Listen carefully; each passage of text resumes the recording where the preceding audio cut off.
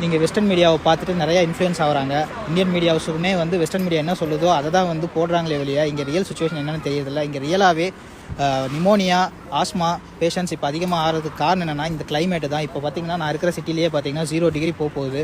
So இந்த கிளைமேட்டில் December ஜனவரியில் இப்போன்னு இல்லை, நான் வந்து 2013 சைனாவில் இருக்கேன். எப்பயுமே டிசம்பர் ஜான்வரி பிப்ரவரி மந்தில் நிமோனியா வந்து கொஞ்சம் அதிகமாக தான் இருக்கும். அதே மாதிரி இன்ஃப்ளூயன்ஸான்னு சொல்கிறது, ஃப்ளூ, இது எல்லாமே நார்மலாகவே அதிகமாகும் டியூ டு கிளைமேட் சேஞ்சஸ் தான்.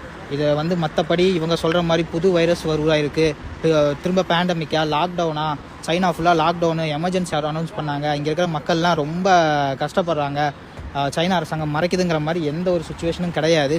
நீங்கள் உண்மையான கல நிலவரத்தை பாருங்கள். இந்த யூடியூப்பில் உட்காந்துட்டு தமிழில் இங்கே சைனா வந்திருக்கவும் மாட்டாங்க, வந்து பார்த்துருக்கவும் மாட்டாங்க.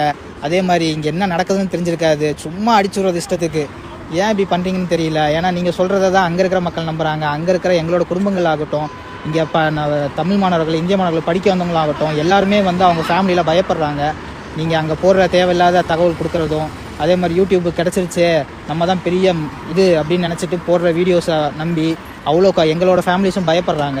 இங்கே ரியல் சுச்சுவேஷன் பேடாக இருந்துச்சுன்னா நாங்களே வந்து பேடாக இருக்குன்னு நாங்களே ரிப்போர்ட் பண்ண போகிறோம். நான் இத்தனைக்கும் ஒரு மெடிக்கல் ப்ரொஃபஷன், நான் இங்கே தான் வேலை செய்கிறேன். எனக்கே வந்து பயத்தை உருவாக்குறாங்க. ஏன் இப்படி பண்ணுறீங்கன்னு தான் தெரியல.